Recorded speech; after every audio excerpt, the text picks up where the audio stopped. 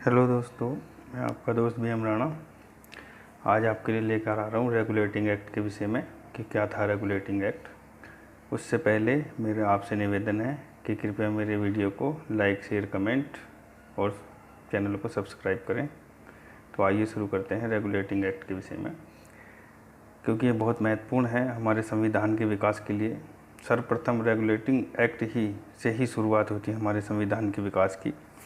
तो आइए देखते हैं रेगुलेटिंग एक्ट 1773 में ब्रिटिश सरकार क्यों लेकर आई रेगुलेटिंग एक्ट, इसके क्या कारण थे। तो इससे पहले जान लीजिए कि रेगुलेटिंग का क्या अर्थ है, क्या होता है रेगुलेटिंग।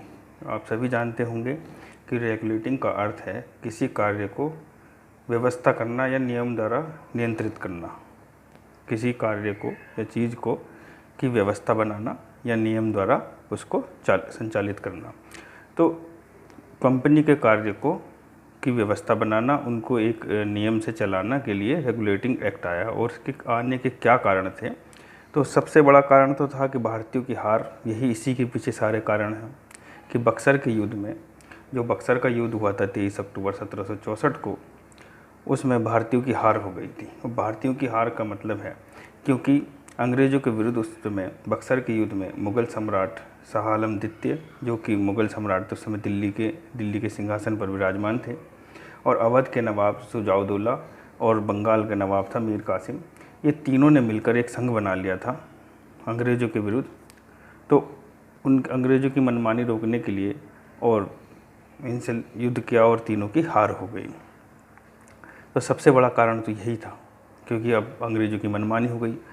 इससे क्या हुआ कि अब बंगाल में तो उनका प्रभाव था ही प्लासी के युद्ध से 1757 से, पर 1764 के इस बक्सर के युद्ध से अंग्रेज़ों का बंगाल से लेकर दिल्ली तक प्रभुत्व हो गया। अब दिल्ली तक उनके अधिकार में आ गया। परंतु आपको पता ही है कि अंग्रेज़ों ने सीधे सब कुछ अपने अधिकार में न लेकर के मुखौटा भारतीयों का बनाए रखा, और उन्होंने केवल लूटने का काम करा। सारा धन यहाँ से लूटते थे और इंग्लैंड को ले जाते थे। तो उन्होंने तो भारतीयों के लिए कुछ करा ही नहीं, केवल उन्हें धन कमाने की इच्छा थी।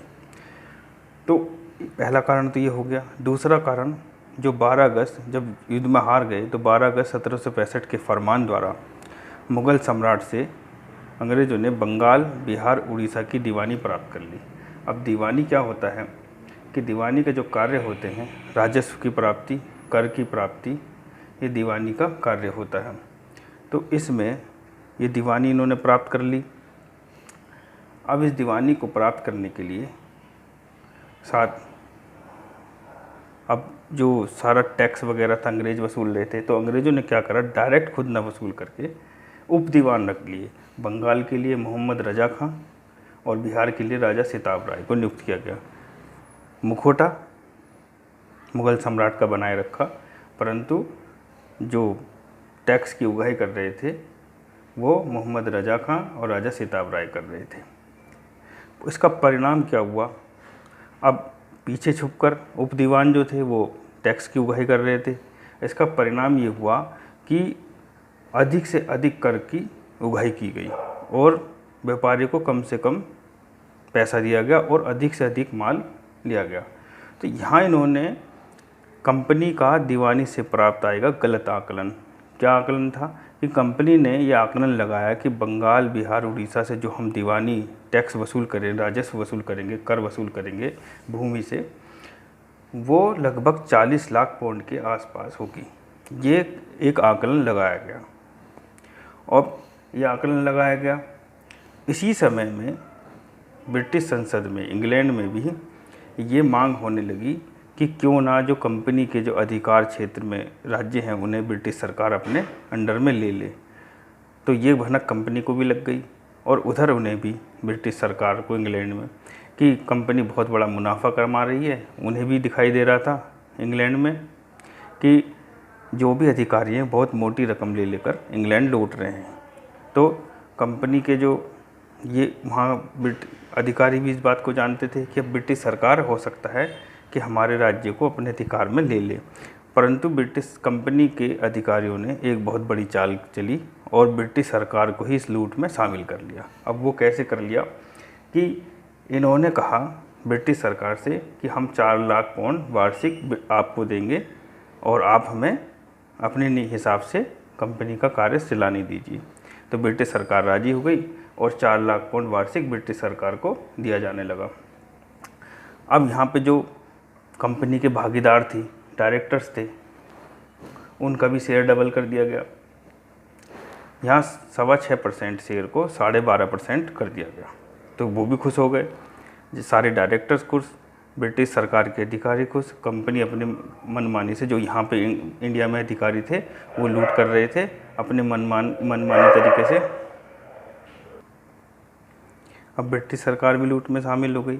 इधर शाह आलम द्वितीय जो मुग़ल सम्राट थे वो केवल पेंशनर मात्र रह गए थे। लॉर्ड क्लाइव ने उन्हें केवल 26 लाख रुपए वार्षिक की पेंशन पर नियुक्त, अब उनका कोई काम नहीं था, केवल निजामत का वो कार्य कर रहे थे और 26 लाख रुपए पेंशन प्रति वर्ष प्राप्त कर रहे थे। इधर बंगाल का जो नवाब था वो 53 लाख रुपए वार्षिक पेंशन प्राप्त कर रहा था, उनका कोई कारण नहीं था। अब जो इंडिया में प्रजा थी उसे कौन देखेगा, वो भी पेंशन प्राप्त कर रहे हैं, कंपनी लूट कर रही है, ब्रिटिश सरकार भी लूट में शामिल हो गई है। अब बेचारे जो भारतीय प्रदेश में प्रजा है उनको कौन देखेगा, तो वो तो बेचारे पिस रहे थे। इसी समय पर यहाँ पर 1770 में एक भीषण अकाल पड़ गया। कंपनी ने अब भी लूट जारी रखी और अकाल को कम करने का कोई कार्य नहीं करा। अब इसका परिणाम क्या हुआ कि और इसी समय पर दोहरी शासन प्रणाली जो चल रही थी पहले से ही यहाँ पर 1765 से, क्योंकि दीवानी ले ली थी, लॉर्ड क्लाइव के समय से दीवानी प्राप्त कर ली थी। दीवानी में जो कार्य थे, भूमि कर, सीमा शुल्क तथा दीवानी कानून बनाना, ये सब उपदीवान कर रहे थे। उधर निजामत का कार्य मुग़ल सम्राट कर रहा था। तो दो तरह से डबल शासन चल रहा था। अब इस डबल शासन की वजह से जनता पिस रही थी। कंपनियों का इसी समय क्या हुआ कि कंपनी के शेयर गिर गए। इनका गिरना, कंपनी के शेयरों का गिरना भी एक बहुत बड़ा कारण है। जो कंपनी के शेयर क्यों गिर गए, क्योंकि इसी समय क्या होता है कि हैदर अली का कर्नाटक पर आक्रमण सफल आक्रमण हो जाता है और जो कंपनी की सेना है वो हार जाती है। और 1770 का जो भीषण अकाल था उसकी वजह से जो इसके शेयर थे वो गिरने लग जाते हैं कंपनी के। तो जो कंपनी के शेयर गिरने लग जाते हैं तो उनका घाटा हो जाता है, कुछ शेयर के दाम कम हो जाते हैं। अब कंपनी क्या करती है कि जब उसको घाटा होने लगा, अपने डायरेक्टर्स को डबल लाभ देने लगे। इधर ब्रिटिश सरकार को 4 लाख पाउंड वार्षिक देना है, उधर 40 लाख का जो आकलन किया गया था वो गलत हो गया, वहाँ से इतनी कमाई नहीं हो पाई क्योंकि अकाल पड़ चुका था। अब कंपनी ने क्या करा, ब्रिटिश सरकार से 10 लाख पाउंड का ऋण मांगा। तो ब्रिटिश सरकार को जब पत्र लिखा गया 10 लाख पाउंड का ऋण के लिए, इस समय तक 1772 का समय आ चुका था और वारेन हेस्टिंग गवर्नर जनरल के रूप में आ चुके थे। तो उन्होंने सबसे पहले आते ही 1772 में दोहरी शासन प्रणाली को समाप्त कर दिया। अब इधर कंपनी का जो है अपने 10 लाख पाउंड का ऋण तो मांग ही रही थी ब्रिटिश सरकार से, दूसरी तरफ वो जो 4 लाख पाउंड वार्षिक का उन्हें टैक्स दे रही थी ब्रिटिश सरकार को, उसमें भी छूट मांग रही थी। और इसी समय में कंपनी पर 60 लाख पाउंड का ऋण हो गया। परंतु फिर भी 1772 में भी कंपनी ने जो अपना लाभ का जो शेयर था, जो डायरेक्टरों को शेयर लाभ देना था, वो 12.5% जारी रखा। अब कंपनी के पास जो लेटर पहुंचा, उनके ब्रिटिश सरकार के पास कंपनी का जो लेटर पहुंचा, उससे वहाँ पर हड़कंप मच गया। तो वहाँ की संसद ने एक परवर समिति और एक गुप्त समिति बनाई और इस पत्र की जांच की, क्योंकि ये दोनों बातें एक ऐसी थी, एक तरफ तो आप लाभ दिखा रहे हो 12.5%, दूसरी तरफ आप ऋण मांग रहे हो और तीसरा आप जो टैक्स दे रहे हो उसमें छूट मांग रहे हो। तो ये दोनों चीज़ें एक साथ नहीं हो सकती थी। इसलिए वहाँ ब्रिटिश संसद ने एक परवर समिति की नियुक्ति की और एक गुप्त समिति की नियुक्ति की। परवर समिति के तक जनरल बर्गायन जो थे वो परवर समिति के अध्यक्ष थे। वो कंपनी के इस कार्य के लूट के विरोध में थे कि भाई ऐसा नहीं होना चाहिए, कंपनी वहाँ गलत कार्य कर रही है। तो ब्रिटिश सरकार की भी समझ में आया यहाँ कहीं ना कहीं कुछ तो गलत हो रहा है। इन दोनों प्रवर समिति और गुप्त समिति की रिपोर्ट के आधार पर 2 नियम लागू किए गए। पहला नियम कि भाई हम कंपनी को 14 लाख रुपए ऋण देंगे जिससे उसकी स्थिति सुधर जाए। ब्रिटिश सरकार देगी 14 लाख रुपए पर 4% उस पर ब्याज लेगी। दूसरा नियम क्या था कि कंपनी के कार्य को नियंत्रित करने के लिए रेगुलेटिंग एक्ट लाया जाएगा, इसीलिए इसका नाम रेगुलेटिंग एक्ट पड़ा और रेगुलेटिंग एक्ट 1773 आ गया। अब रेगुलेटिंग एक्ट 1773 में क्या क्या नियम रखे गए, आइए इसे देखते हैं। तो रेगुलेटिंग एक्ट 1773 में सबसे पहले एक नियम जोड़ा गया कि जो डायरेक्टरों की कमेटी थी कोर्ट ऑफ प्रॉपर्टीज़ में वोट देने का लिए कानून बनाया गया। उसमें एक कानून बनाया गया कि भैया वोट तो वो लोग दे सकते हैं जिन पर जब चुनाव होंगे डायरेक्टरों के, तो उनमें कम से कम 1 वर्ष पूर्व जिनके पास 1000 पाउंड के शेयर के स्वामी होंगे वो ही वोट दे सकते हैं। इससे क्या होगा कि वहाँ स्थिति सुधरेगी, ज़्यादा से ज़्यादा जो डायरेक्टर होंगे वो 1-1000 पाउंड के शेयर खरीदेंगे, तो इससे कंपनी के शेयर का भाव बढ़ जाएगा और जिनके पास 1000 पाउंड का शेयर होंगे वो ही वोट दे सकते हैं। और इसमें ये भी जोड़ा गया कि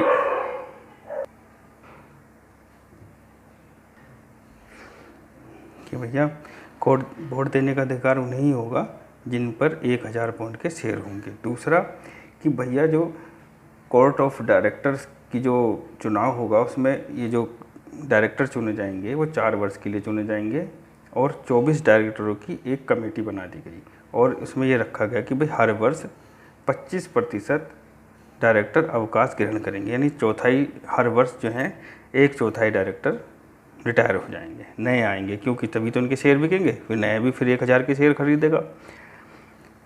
तो ये नियम बना दिया गया। और जो पुराने एक ही तरह के जो व्यापारियों का दल बना हुआ था, डायरेक्टर बने हुए थे जो लूट खसोट कर रहे थे, उसमें भी बदलाव आएगा कि थोड़ा सा नया जो आएगा उसे समय लगेगा और कंपनी को पैसा मिलेगा, कंपनी की स्थिति सुदृढ़ हो जाएगी।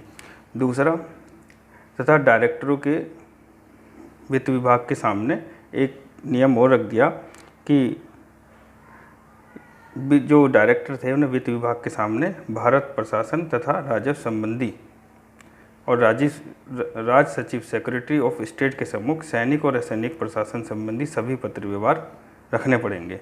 यानी जो भी पत्र व्यवहार है आपका, सैनिक असैनिक, कहीं भी आप किसी भी क्षेत्र पर आप अटैक कर दे रहे हो, किसी के भी भूमि को कब्जा ले रहे हो, वहाँ से टैक्स वसूल कर रहे हो, वो सारे पत्र व्यवहार आपको सेक्रेटरी ऑफ स्टेट के सम्मुख रखने पड़ेंगे। तो यहाँ पर ब्रिटिश मंत्रिमंडल को भारतीय मामलों का नियंत्रण करने का अधिकार मिल गया कि जब सारे लेटर सामने रखेंगे तो पहली बार ये हुआ कि ब्रिटिश मंत्रिमंडल को भारतीय मामलों का नियंत्रण करने का अधिकार हो गया। और दूसरा, बंगाल में एक प्रशासक मंडल बना दिया गया।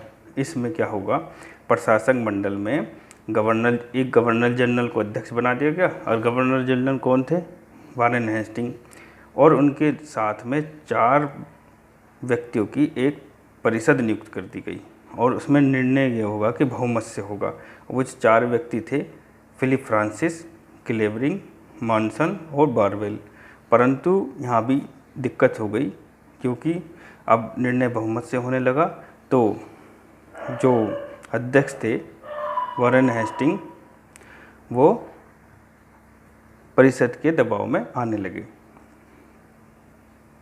इन जो प्रशासक मंडल के जो सदस्य थे, इन्हें कोर्ट ऑफ डायरेक्टर की सिफारिश पर केवल ब्रिटिश सरकार ही हटा सकती थी।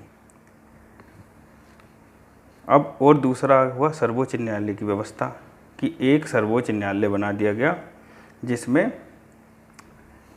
एक मुख्य न्यायाधीश और 3 छोटे न्यायाधीश नियुक्त कर दिए गए। तो इसमें जो मुख्य, ये 1774 में गठित हुआ सर्वोच्च न्यायालय, 1774 में, क्योंकि 73 में एक्ट आया, 1774 में सुप्रीम कोर्ट बना दिया। सुप्रीम कोर्ट की जो मुख्य न्यायाधीश थे वो सर एलिजा हिम्पे थे और जो अन्य छोटे न्यायाधीश थे 3, वो चैम्बर, लिमिस्टर और हाइड, ये 3 छोटे न्यायाधीश थे और एलिजा हिम्पे मुख्य न्यायाधीश। तो ये सुप्रीम कोर्ट बन गया। और एक निर्णय और दे दिया कि जो भी कंपनी के अधिकारी होंगे और जो भी अध्यक्ष होंगे या जो भी प्रशासक मंडल होगा वो उपहार, दान या डायरेक्ट इनडायरेक्ट तरीके से किसी भी प्रकार से कोई भी राशि किसी से नहीं ले सकता, जिससे कि भ्रष्टाचार को रोका जा सके और सभी के वेतन बढ़ा दिए गए। तो इन सब चीज़ों के पीछे एक छोटा सा शब्द है कि जो रेगुलेटिंग एक्ट आया वो कंपनी के जो अधिकारी थे वो भ्रष्टाचार कर रहे थे, उसके उपलक्ष्य में रेगुलेटिंग एक्ट आया और इसने एक सबसे बड़ी बात कर दी कि इससे भारत के संविधान के विकास में पहला कदम उठा दिया गया। ये पहली कड़ी है रेगुलेटिंग एक्ट। अब इस अधिनियम की आलोचना भी हुई कि गवर्नर जनरल एक असहाय अध्यक्ष हो गया क्योंकि परिषद मामले लेने लगी। न्यायालय के कानून जो स्पष्ट नहीं थे कि उन्हें किस रीति से चलना है, भारतीय कानूनों के हिसाब से चलना है या ब्रिटिश कानूनों के हिसाब से। परिषद तथा न्यायालय का अधिकार क्षेत्र भी स्पष्ट नहीं था कि भैया जो परिषद मंडल, प्रशासक मंडल है, वो परिषद बना दीजिए जो प्रशासक मंडल की, उसका क्षेत्र कहाँ तक है, कहाँ कहाँ वो कानून बना सकता है, कहाँ कहाँ उसका अधिकार है, और न्यायालय का क्षेत्र कहाँ कहाँ है। दोनों के क्षेत्र आपस में टकराने लगे और उन दोनों का आपस में जो है झगड़ा शुरू हो गया, प्रशासक मंडल का और न्यायालय का। राज्य सरकार का कंपनी पर नियंत्रण नहीं था। एक राज्य सरकार तो आपने बना दी परंतु उसका कंपनी पर पूरी तरह से नियंत्रण नहीं था। दूसरी तरफ नवाब की भी प्रभुसत्ता चल रही थी। तीसरी तरफ डायरेक्टरों को अपने सेवकों पर नियंत्रण नहीं था। जो डायरेक्टर थे उनका अपने सेवकों पर नियंत्रण नहीं था। गवर्नर जनरल को परिषद पर नियंत्रण नहीं था क्योंकि परिषद उल्टा गवर्नर जनरल पर नियंत्रण कर रही थी, क्योंकि गवर्नर जनरल तो तभी वोट दे सकता था जब परिषद के सदस्य आपस में 2-2 की बराबरी पर हो जाएं, परंतु ऐसा होता नहीं था। वो आपस में मिलकर किसी भी विषय को अपने हिसाब से मोड़ देते थे। जो कलकत्ता प्रेसिडेंसी थी उसको मद्रास तथा बम्बई पर पूर्ण तथा स्पष्ट रूप से नियंत्रण नहीं था। कानून तो अच्छा था परंतु इसमें बारीकी से इसको नहीं बनाया गया और यह विरोध का भेंट चढ़ गया। इसके बाद पिट्स इंडिया एक्ट आएगा, 11 वर्षों तक ये चला और इस रेगुलेटिंग एक्ट पर केवल एक गवर्नर जनरल वॉरेन हेस्टिंग ने शासन किया, इसके अलावा किसी दूसरे ने नहीं किया और ये रेगुलेटिंग एक्ट 11 वर्ष के बाद समाप्त हो गया और इसकी जगह आया पिट्स का इंडिया एक्ट। अगले अध्याय में हम पिट्स का इंडिया एक्ट देखेंगे। तब तक के लिए धन्यवाद। कृपया शेयर, कमेंट, लाइक और सब्सक्राइब जरूर करें। धन्यवाद।